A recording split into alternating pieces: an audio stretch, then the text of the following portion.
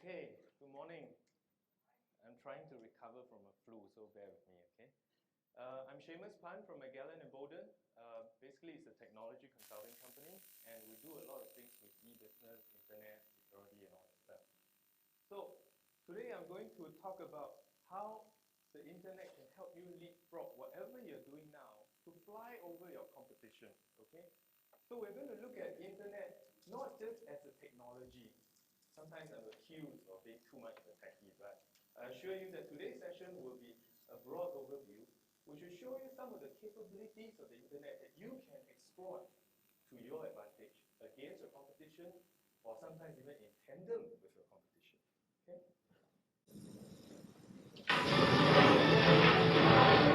It's a whole new West. Wild, Wild West. What does that say?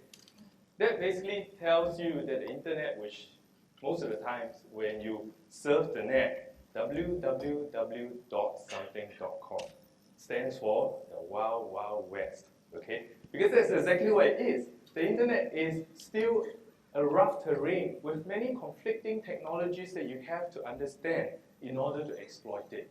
That means you cannot just assume that you're just going to surf the web, download a couple of files, and send email.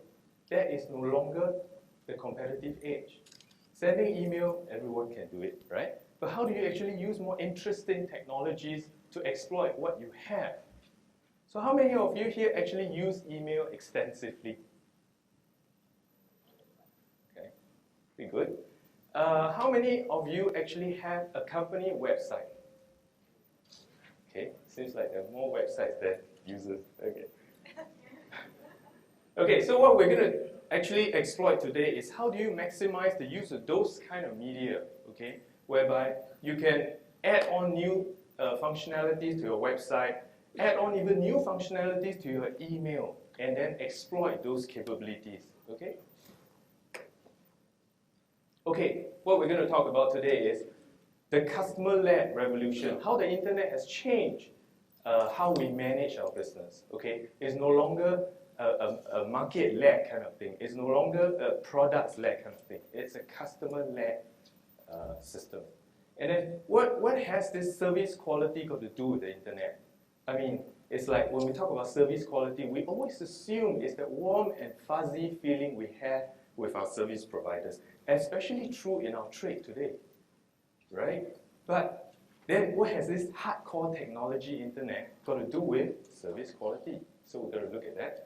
And then how you can actually save money with the internet, and then the various business models you can exploit with the internet in your business.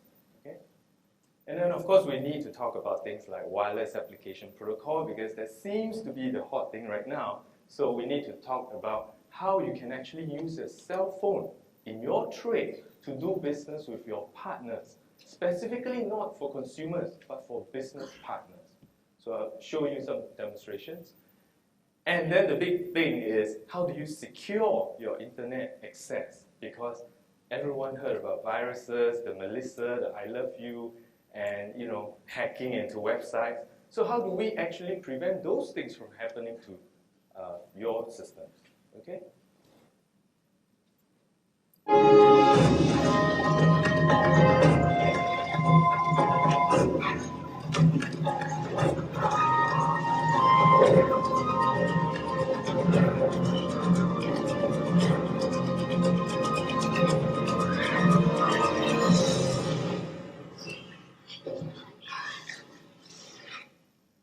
What does that say? In any industry we work in today, if we're not adopting a customer-led approach, if we are not led by our customers, fulfilling their demands, understanding their requirements, and then also servicing their emotive needs, we shouldn't be in business. So that's why it says, if you're still in a very products-driven approach when you try to do business, what did we just see? Some stuff flying and running and dinosaurs, okay? So we don't want to go that way. So in order to break out of that kind of approach, we need to understand what customers want. The fastest way to get there is by the internet.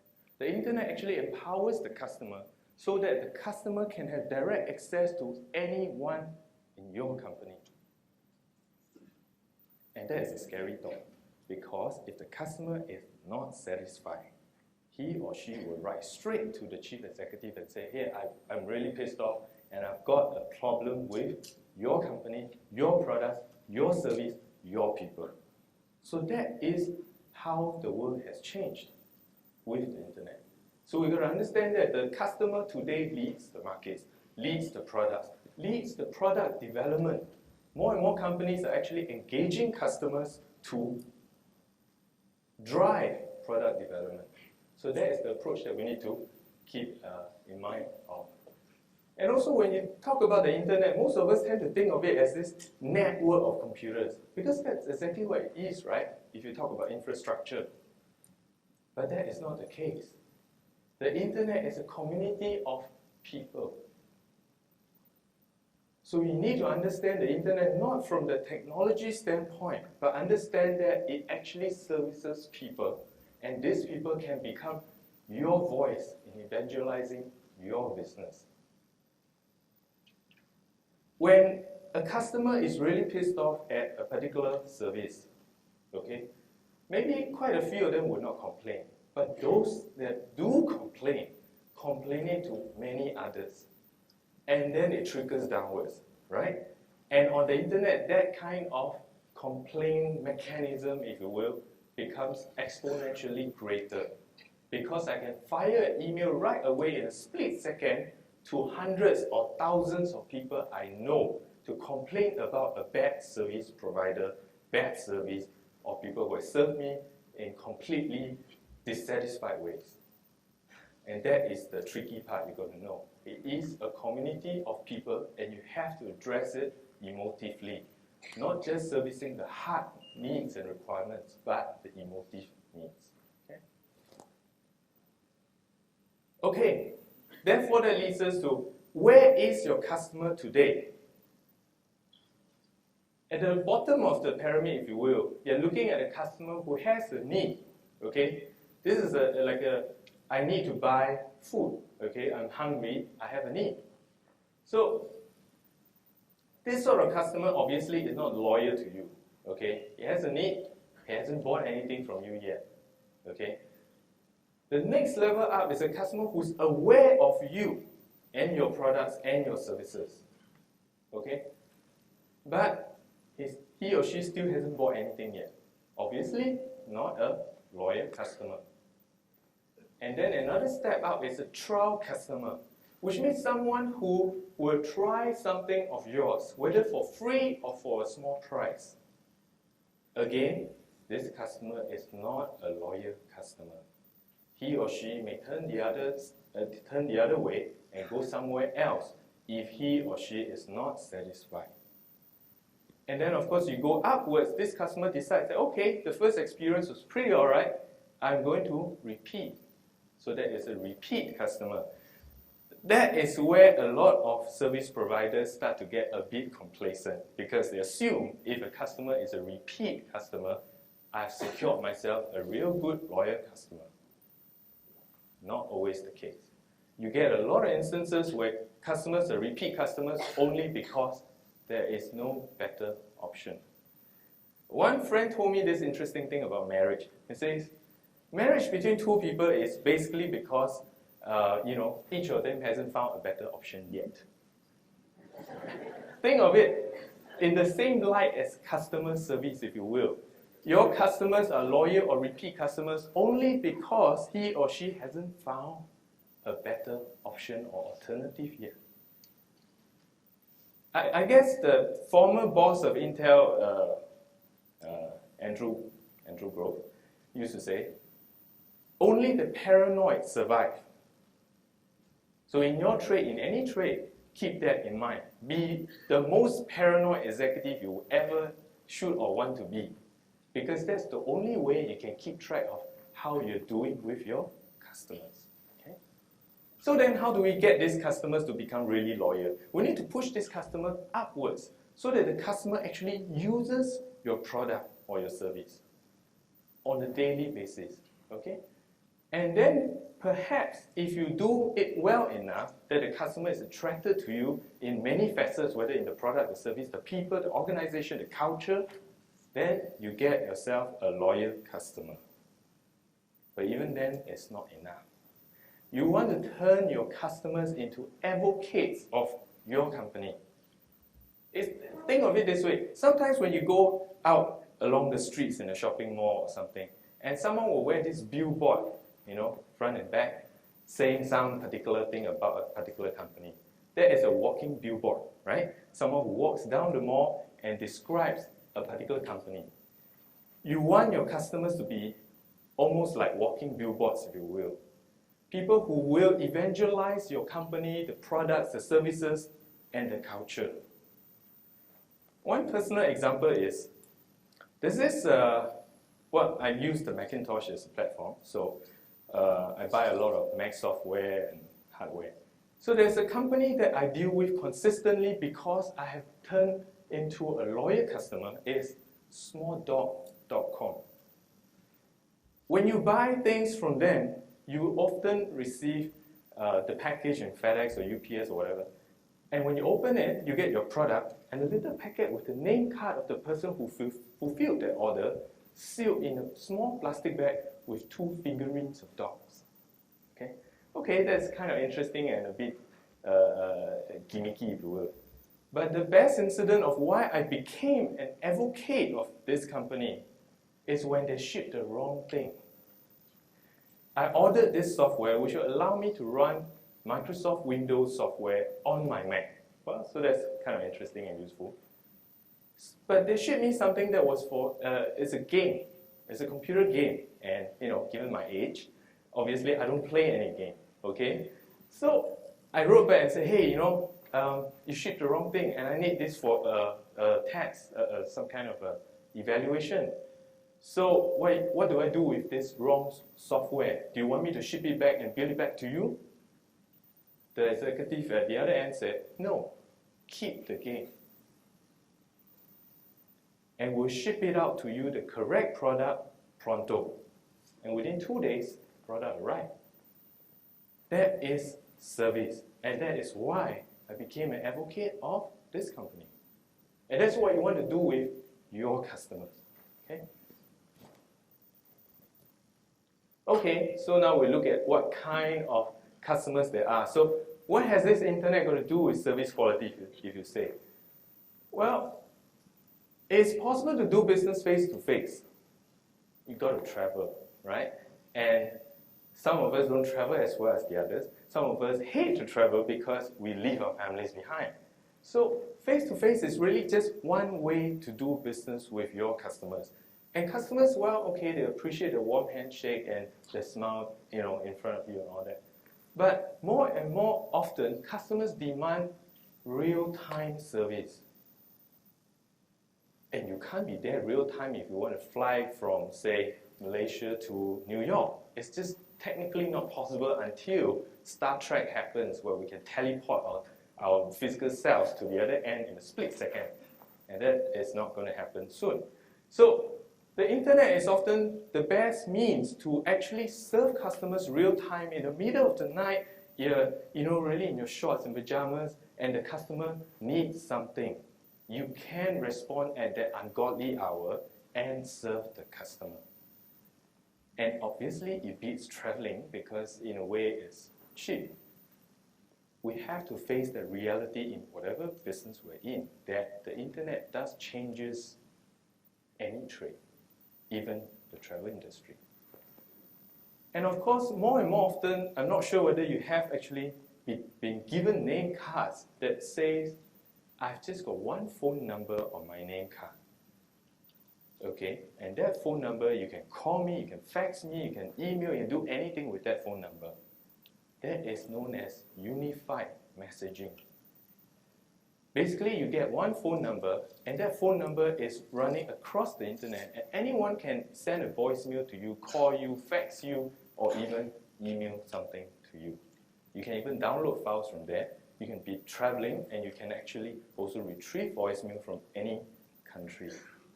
So that's the power of why internet has shortened service quality processes.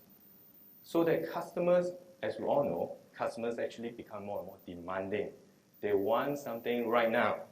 They want something yesterday. They want it more than ever before, and they want it cheaper. How do you do all that? It's not possible if you stick to the old rules. Okay? So, we hear this very often, from bricks to clicks. The traditional industry is known as a bricks and mortar company, which basically means something like what we see here. You see 4 walls. It's a physical kind of company that has manufacturing, that has inventory control, that has financial control, that has all the traditional processes going on. And these companies are great. Don't ever believe that .coms will rule the world. They wouldn't. The companies that will rule the world are companies that are bricks and mortar companies that transform themselves to embrace the internet. We call them clicks and mortar companies. The likes of General Motors, the likes of IBM, the likes of, say, Cisco, all these companies are actually bricks and mortar companies that have embraced the internet. They may sound like some high-tech companies sometimes, but they are really bricks and mortar companies. They make something, they do something. So .coms per se will not rule the world. Don't ever believe it, okay? So how then do you actually get from nothing to something? So many companies start off with having no website. As we all seen today, most of you actually have websites, so that's a step up. I'm not sure how much of a progress you've made in terms of the website, but more companies will start off as what we call a digital brochure or a billboard website, which means you basically take your annual report and your marketing brochures and then translate them into web pages and put them online. Okay, that's the first step, but it cannot be the last step. You need to move up because customers get bored after a while. Okay, I've seen your brochure, I've seen your annual report year after year and all that stuff, but what else is there for me? So you need to actually engage them into a community. Remember, we want customers as advocates. How best to do that than to turn them into communities of users, where users chat with one another online. Now with that, basically you get them to socialize. Remember we said the internet is not really a community of computers, but a community of users. So we need to actually engage the users to interact with one another. Again, that opens a Pandora's box because sometimes we're afraid that these customers will talk bad behind us. By all means, let them. Only then you can fix the problems you have. And none of us is perfect in whatever service we do. So we need to get them to change our corporate culture, change our products and services. Okay, now you've gone out to the virtual community kind of website whereby users interact with one another. But you're not making any money. At the end of the day, we are all here to make money. So in order to do that, obviously you have to have a commerce element, which means you engage consumers who are now hopefully advocates of your company to buy from you. If they are advocates of you, obviously they will buy from you. But then it's still not enough because users again get bored very quickly. And many users will visit a website once and never return again. Almost 90% don't ever come back if you are belonging to the billboard category. So how do you actually get them to come back? You want what they call a vertical portal, if you will. Okay, imagine that we are, let's say, in a really far out industry, okay? Let's say we are a pharmaceutical company. We make drugs for, like Panadol and aspirin and all that stuff. How do we actually have a vertical portal, you ask? Because we're just selling Panadol. Well, you can. You set up what we call vertical areas or micro websites which will engage the right people to visit your website and share information. So you can actually have a vertical portal for doctors. And doctors will interact with one another. So that vertical community are doctors, surgeons. Another segment could be pharmacists. Another segment could be, well, scientists and researchers, if you will, who want to discuss the cutting-edge techniques of developing new drugs. So that's how you build vertical portals of information, so that they will come together, share information, create new content, and make your website more interesting to users. And the advantage of that is sometimes you don't even have to do the work. If you set up the right software, you can allow the doctors, the surgeons, the pharmacists, and whoever to actually post their own web pages using very simple web forms. That's how easy it gets these days. Anyone can create a web page from just filling in some forms. Okay? So beyond that, you say, okay, I've done that, I've done everything you asked. How do I engage everyone in the life cycle of a business transaction to be on my internet? And that's the key to success. Companies, for example, like, well, we'll just quote computer companies, Cisco saved US $1 billion in 3 years. Just by doing the top thing called a pervasive enterprise extranet. Okay. Oracle, which is a database maker, a software company, saved US $1 billion every year. Did you know that sometimes when you call companies like Cisco and some of those high-tech companies, your phone call is not going through a PABX system. It is actually going through a computer system. That's how they save money, because they don't pay IDD charges. They have no fax machines, if you will. All the faxes you send and they receive are sitting on computers. All the phone calls you make are routed through what we call voice over IP systems, which means voice over internet protocol. Okay? So your voice calls actually do not travel through telecommunications carriers in the traditional way. It travels through the internet as data and then gets translated back into a phone call. And of course you say, well, yeah, I've heard about this thing called the internet phone and the quality is really horrible and you get latency, blah, blah, blah. That's no longer true. With those systems that they are running, you get almost as good, if not as good, telecoms quality. Okay? So that's how they save money.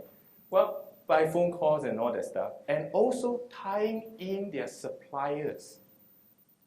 In the old days, when you want to do business with a supplier, you will say, you send out a purchase order from your end or from their end, you sign off, and then you fax to them, you mail it back to them, the purchase order, and then the supplier will look at the purchase order, check back into the inventory, and they say, okay, I have the stock, so I can sell it to you, so I send you an invoice, and it's a lot of paper. But these days, companies such as IBM and most of these companies like Cisco, you do not have to fill in any paper to make a purchase or to sell something to them. If you're a supplier to one such company like that, you basically go onto the web, log in, and say, okay, this is what you want to buy, and this is what I have to offer, and this is the price and the quantity and whatever. Verify. And then they will have a digital signature online that verify against that, and then everything is tracked by computers, down to inventory control. There is no paper floating around. There is no archiver of 2-inch thick binder sitting in the accountant's office. No. Okay? Everything is linked together, from the supplier to the company itself to the end customers. That's how they save money. And that's where you want to be. For example, in your industry, people can then book through you or sell products or cross-sell. Everything is done through the web. You shouldn't see paper floating around. Let's save the trees. Right? That's basically the premise of the internet, right? Okay. We won't go into all the deep depths of those technologies, so we'll just run through very quickly and then show you some of the types of technologies you can exploit. Pretty interesting stuff. But basically, you have to understand that in order to transition into a clicks and mortar company, you become essentially what we call an e-business, which means an electronic business. Everything is done using, the internet, and everything travels across in data forms. Most people will associate an e-business with e-commerce, which means selling something across the internet. And they say, okay, I've got my e-commerce up. How come I'm not saving $1 billion per year? You don't. You won't. The reason is that there are a lot of other parts of an e-business you have to look into. For example, customer relationship management. When you call a bank such as Citibank, you pick up the phone, well, at least in Singapore, you call 225-5225, and a nice lady picks up the phone and say, oh, Citibank here, so-and-so, may I help you? How may I help you today, Mr. So-and-so? So they do know your name, and if you just go 2 seconds later, they will probably ask you, would you like a credit extension? Would you like some to check on your portfolio? Blah, blah, blah, blah, blah. How did they know that? They have got a computer screen. Everything in your life with them is on the screen. So when you call, the caller ID will pick up the telephone number, match it against a computer database, and say, aha, this is Seamus Phan, and he has done this investment, he has done this, done that. So they know everything about you, even worse than the tax department. Okay? So that is one process you have to set up in order to automate and understand customers real time. Otherwise, you're not going to be able to serve real time because you don't know the details of the customer. When the customer calls up, yes, who's that? I don't know. What do you have? What do you want? I don't know, right? And the next step is what they call supply chain management or enterprise resource planning or ERP. Well, just letters, but the point is you use supply chain management to manage stock levels, inventory, manufacturing process, whatever, okay? If you don't have a system like that set up, even if you have a customer relationship management system, you may not be able to sell the products because you may not have it in the warehouse. And that's the reason why you need a back-end system called supply chain system to manage that, to know at hand what do you have, what are you going to produce, what are the raw materials you have, how soon can we produce them, what are the problems, where do we ship it to? All those questions can be answered by a computer. In fact, the computer in those formats, supply chain systems, are often so real-time you think they're actually human. Okay.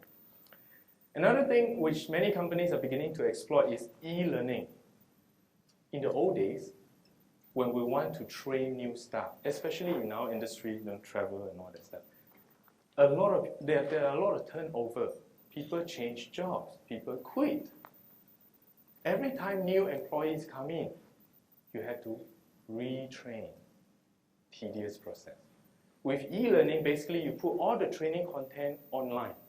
You make best use of the instructor's time, and these instructors, mind you, may not even be trainers.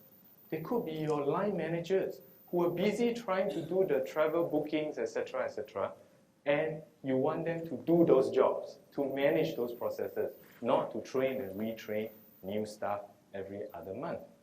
So these managers can actually deposit their experience and content onto the internet, and new employees, if you will just go onto this little screen and learn everything by themselves, at their own pace, at their own time, after office hours, so that they're better used and stuff. So that is e-learning, again, saving time and money. The last thing is what we call business process integration. How many of you here have companies that are ISO 9000 and 14000 certified? Okay, quite careful. Progressively, you probably realize that you need to get certified as you do business outside more and more, because more and more countries demand that you are 9000 compliant, if not 14000 compliant, and at the end of, well, maybe a couple of years down the road, 9000 and 14000 will probably come together in a single standard. As we have already seen, the 9000, 2000 standard, which is this year, will actually incorporate the structure, the format, and some of the demands of an ISO 14000 standard. The primary differences really between the two is ISO 9000 is a process documentation system. You basically put down on paper or in whatever format saying this is what I do. Does it actually say that you are a quality company? It just says this is what I do. The way that you do it, the processes that you do could actually be not the best way. So that's why ISO 9000 in the 1994 standard had these flaws. ISO 14000 on the other hand is what we call a resource-driven approach. That's important because you want to know what you're doing, how you're doing it. So you will know whether you are losing money. So eventually you realize you have to get certified because you will realize where the flaws in your business are. Okay, so that's again something that you can automate using the internet.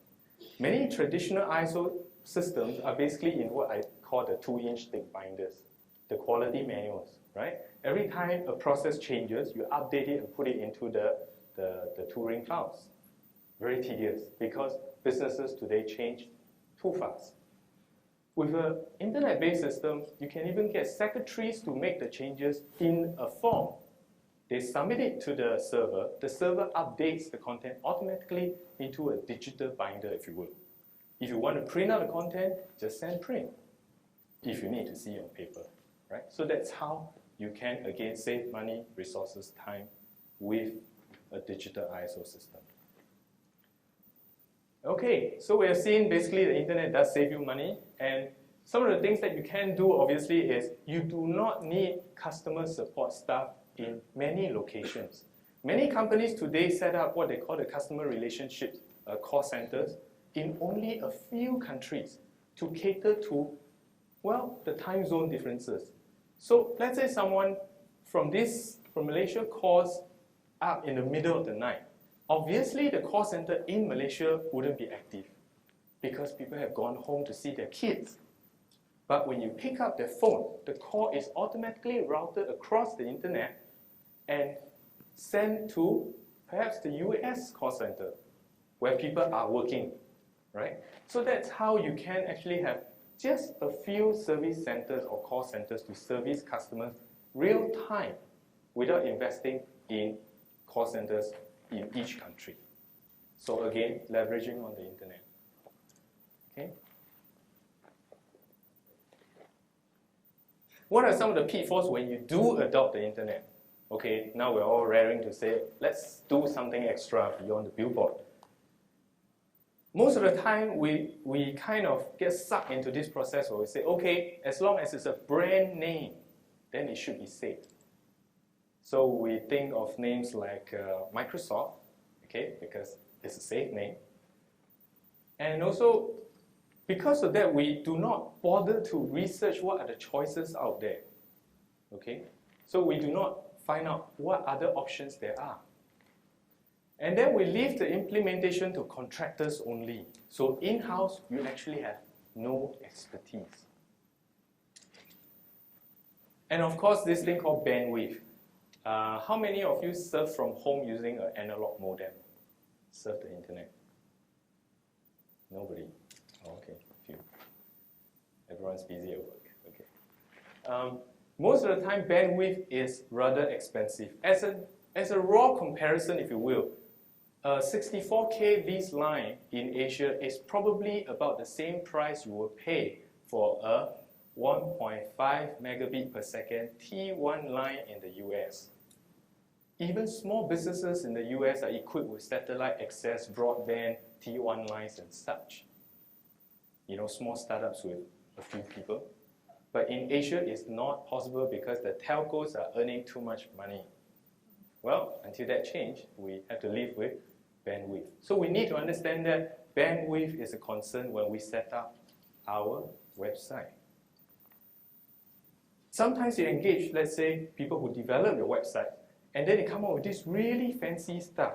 One of the most recent companies, I'll just use it because it's public information, is gogo.com. It was, I think, reviewed on CNBC Asia, where the boss took much longer time to launch the first teaser website because the company that they engaged to design the website, well, they actually let go all the creativity they ever had to come up with a really, really fancy, fully animated, really flashy website. And then it couldn't run because bandwidth. You want to make sure that your design is tested to the lowest denominator. And what is that? 28.8K analog modem. If your website can still run in that format, you have got a real website. Otherwise, it's catered to a niche, privileged, elite audience only. And that's not what you want. You want to reach out to as pervasive an audience as possible. Okay. And one important thing is, if I create it, they will come. Many companies set up websites and they say, okay, I've got it out there, job done. I can pack up and go home and rest and see millions of dollars flow in. That is not going to happen. One of the most interesting things is that even if you think that the internet is pervasive and actually travels by itself to permeate the information, you need traditional media. A lot of hardcore internet users or pundits will say that, oh, you don't need TV, you don't need radio, you don't need print anymore, because with the internet, we can broadcast to millions of users. Well, true to a very limited extent, but you need television because it's such a compelling media. There is no way it can beat television, right? Radio, because it's such a cheap media and everyone has access to. You need print, because everyone can just pick up the newspapers or the magazines at a newsstand and read about your website. So you need press relations, you need advertising, you need direct marketing, besides having the website. So it's not a case of having the website up and then job done. You need the traditional media to permeate that information across. Okay. So some of the things that actually have service quality implications are business-to-business e-commerce, business-to-consumer e-commerce, and some of the multimedia technologies and wireless technologies. So we'll kind of examine some of these technologies rather quickly. Okay. So like we said, Cisco saved $1 billion in 3 years, and Oracle saved $1 billion per year, US. Okay. So that's really some kind of savings. And most of these companies are saving money in what we call business-to-business e-commerce. They make suppliers and corporate customers get into the loop.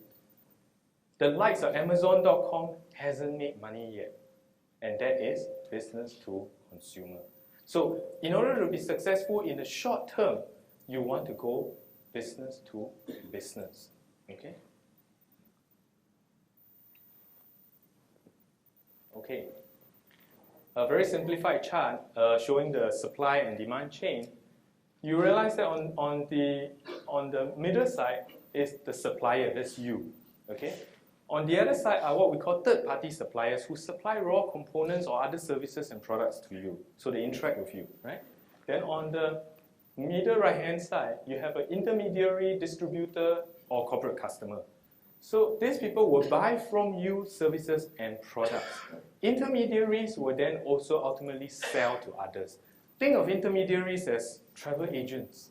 Okay? Travel agents who will take your products or whatever and then move it downstream to consumers. So on the extreme right-hand side are consumer customers, B2C customers. Okay. Whoa. Nah, it's really simple. Basically, this is what you want to do to set up within your company. Just present this slide and the next slide to your MIS department and they will figure it all out. If they don't, time to upgrade your team. Okay? So basically what it does is to show you some of the infrastructural components that you must have in order to set up a B2B or B2C system. Okay? So they can include things like a database, some kind of front-end system, which is your website, some kind of back-end system which checks the inventory and does accounting and does human resource management, some kind of customer relationship system. So basically, those are the components. Okay. So with B2C, you say, well, since we're not going to make any money from B2C, let's forget about it. That's not the case. You still need to get consumers to spread the word. Corporate customers, yes, sometimes they do spread the word, but not as compelling as consumers. You want consumers to become your unpaid salespersons. Okay? So they don't get paid, but they spread the good word. Obviously, that means that you've got to do it right. Okay? If you do it wrong, then, well. Okay. Before we get down to the multimedia technologies that we're going to cover, always present that on topmost on your mind, bandwidth. Okay? So in any of the jazzy stuff that I'm going to show you next, remember bandwidth, bandwidth, bandwidth. If it's too much for someone to download that takes 30 minutes or 1 hour to download, leave it alone. Go somewhere else, do something else. Do it static, whatever, okay? All the people in the middle, even though it's a public network, they cannot decipher the messages. They don't understand what the message contains.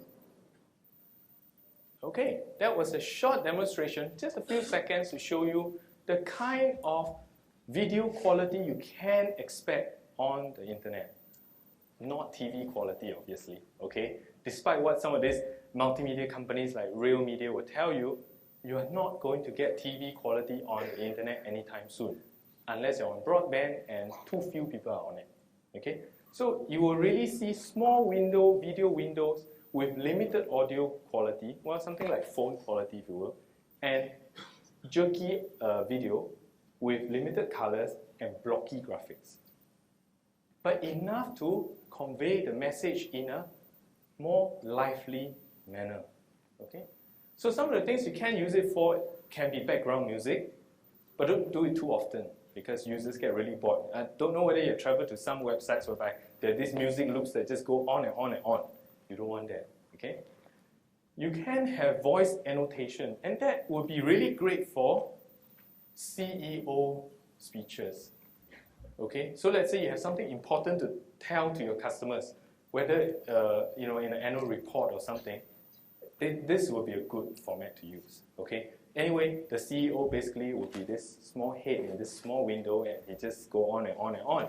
So it doesn't matter about the quality anyway, as long as the audio is good enough, okay? So keep that in mind. Audio is more important than the video quality. As long as someone can hear the audio clearly, legibly, you can forget about the motion and all that stuff. Just sometimes it will look like a slideshow, okay? And of course, you can have product or service intros.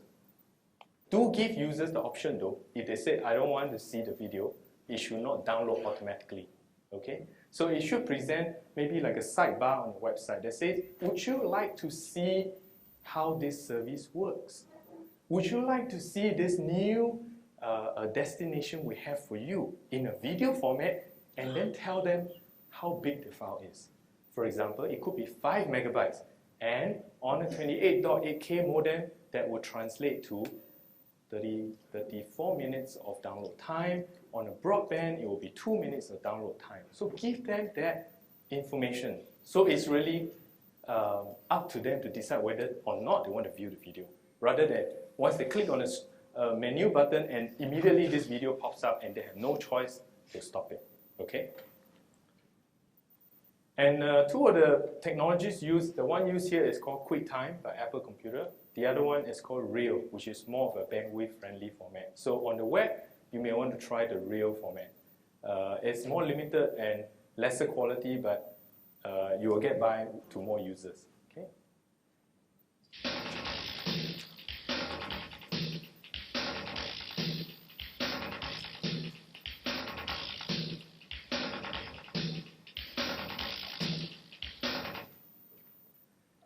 Okay, now, what you're seeing here is basically an application called virtual reality. An application called virtual reality. which allows you or your users to visit a destination he or she has never been to. Okay? So the beauty of that is the user can actually get a feel of whether or not he or she wants to travel to the place before paying the money. So it's like a teaser of sorts, if you will. Okay? And you can actually go underwater and allow the user to move the mouse, and the whole environment will change. Okay? If you like to, after the session, if you like to, I can actually show you that you can move around under the ocean. Okay? So it's using a technology called QuickTime Virtual Reality. It can also be done in Java. So most users should be able to view that. And the size of these files are very small. It's about a few hundred kilobytes in size. Okay? So that should download in, well, a couple of seconds or under a minute.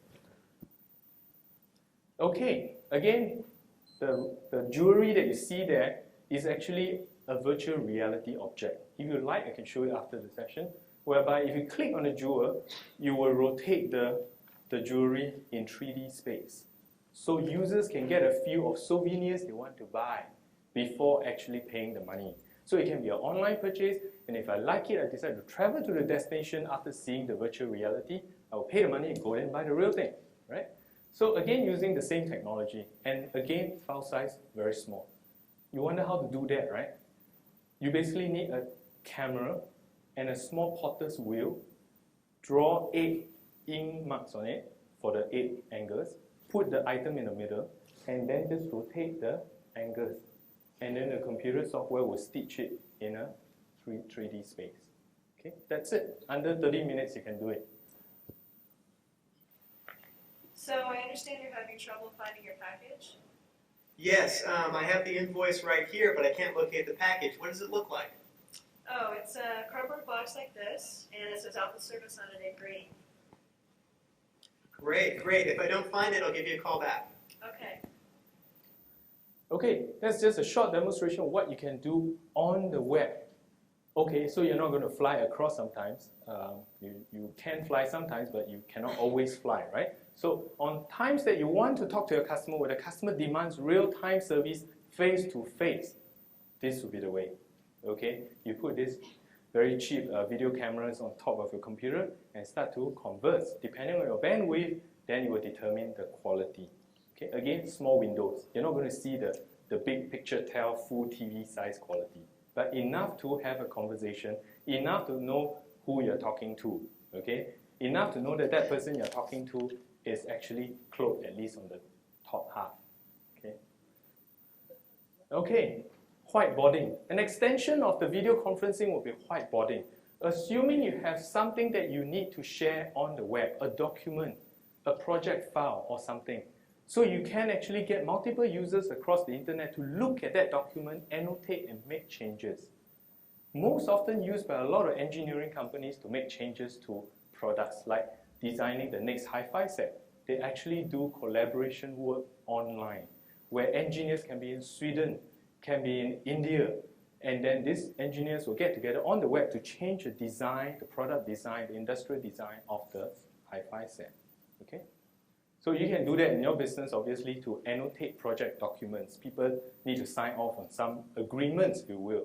You can get your lawyers and yourself to look at the agreements real time across the net and make changes and say, oh, I don't like this clause, that is too inclusive, that's too exclusive or something.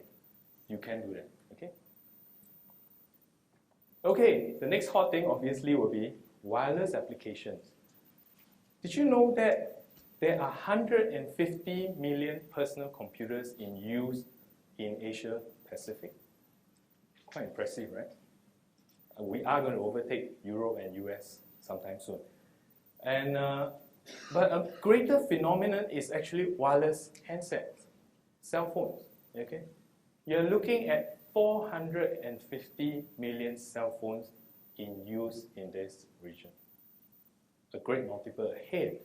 The interesting thing, of course, is that when you talk about 150 PCs being used in Asia Pacific, you're not sure if some of those PCs are owned by the users or they are just used by company employees. But more often than not, the 450 million handsets are actually owned by the users. That is the difference. And progressively, in some of the consulting work I've done, companies I work with are actually using handphones to set up micro websites, if you will, to allow buying by their downstream channels. So their retailers and all that can actually purchase using the handphones. Well, then you are going to say, well, what about credit card security? Well, like we discussed earlier on, this is business to business e-commerce. No credit cards involved. Every financial detail has been captured offline. Obviously, let's say you're a retailer, you don't pay by credit card to your supplier, right? You actually have an arrangement between your bank and their bank to do either telegraphic transfers or just, check transfers. Okay? So with that, actually, it's more compelling because you don't have to worry about security so much, and it's very easy to set up. You can set up a wireless system in-house right now, today, yourself, probably in about a couple of days' time, using software that can be made available across the net for maybe a few hundred to a few $1,000s. Okay? A disadvantage of wireless stuff, it does use a different data format from your standard website, which means your developers and people you work with need to change and tweak the content somewhat, or use automated tools to convert them. Okay?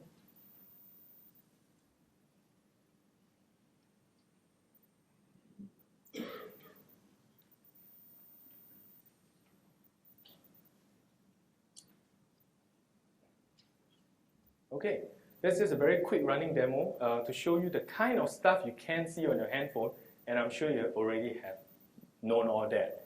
The thing is that on a WAP handphone today, you cannot see color graphics. No color graphics. Okay? Horrible graphics.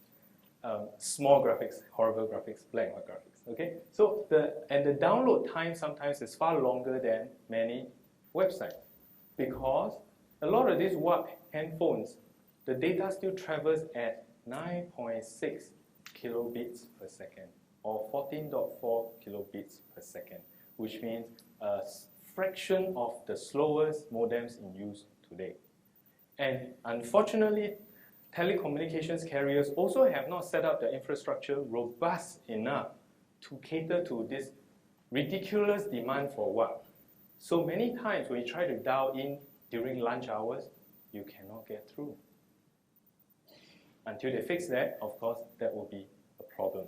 But if you're going to set up your own system in-house, independent of the telecoms carrier, then you don't have that problem. Because essentially, people dial a phone number to get into your wireless website. You don't travel through the telco. Okay? So that is the way for companies doing business-to-business e-commerce to bypass the telco problems. Okay, so keep that in mind. Okay, just in closing, some of the things we need to look at to protect our web properties, internet properties, basically will be against intruders, against malicious content such as viruses, and of course even protect your email so that only the intended recipient reads your email. A lot of companies are beginning to monitor the employee's email. And if you want to send a love letter to whoever it is, you better not send it through the corporate system. If you have to, then we can talk about ways to do that. Okay? Okay. What you just saw is some alien creature being scanned by a X-ray vision. Okay, so let's say you have a website. In order for it not to be hacked by users to intrude it and change your homepage to something obscene, you need a system known as the firewall. A firewall is just a generic term to describe a hardware or software that protects your website or server. Okay? And think of it basically as your internet X-ray machine. It will scan the content that comes in and say, determine, okay, this I can let through, this I cannot. Basically, that's it. You define the rules, okay? And it also scans outgoing content, because sometimes the propagation of content from internal staff may also be content that you don't want to travel out of the net in case you get legal liabilities. Can you imagine if we send out something really nasty to a customer? So the firewall should be able to capture that kind of content and stop it before it gets out. So it's not just external intruders, but also internal people trying to send information out. So it's like a traffic cop or policeman, okay? And of course, we all heard about the Melissa virus, the I love you and all that stuff. How many of you here actually received the I love you virus? Okay, quite a few. And of course, when we hear that, especially with the media playing up the drastic impact the virus had on people, such as 600,000 computers infected for I love you, with billions of US dollars lost because of the virus. So we need to make sure that we also have some kind of firewall system to protect against malicious content such as viruses. They have many names. Viruses can be known as worms, Trojan horse, and all that. So the kind of thing you want to do that can be just said to be a virus wall. It can be a hardware or software again, which protects you against viruses. There are desktop versions in which you install in a single computer. But if you have 200 computers to install, that's a lot of work. So this kind of system basically is installed at the internet gateway end. So you install it once and everybody behind the network will be protected against viruses. Okay, like I promised, obviously you need to protect your email. So if you send a love letter to whoever it is, you want to make sure that only that person receives it, reads it, and hopefully destroys it or file it or something, right? So there are software that does that using this thing called pretty good privacy, which basically gives you two keys, a public key and a private key, okay? The private key will allow you to encode the information, scramble it in a way that nobody can read it except you who have the key. And then you give the public key to the intended person. So when that person opens the email, you will need the key to unlock and descramble the email message. Only that person can read it. This pretty good privacy or PGP is good enough for the US military to be very wary of. Because if the terrorists were to send this around, then nobody can understand what it is. Okay? So the original writer of this software, Phil Zimmerman, was under the US federal probe for many years, harassed badly until the case was dissolved some years back. So now you can actually get this software and download it for free. Okay? The website to look out for is pgpi.com, where you download the software, install for Windows, for Macs, for Unix, and you can send private email. Okay, but the problem is that when you send this private email, the email is still sent through your company's email server. So there's still the data that is sitting on the email server, even if nobody else can read it, right? So it's still an entity that sits there. There's a company known as disappearing.com that actually came out with this software that does self-destructed email. So you send an email, after 30 days or whatever term you define, the email self-destructs. So let's look at it.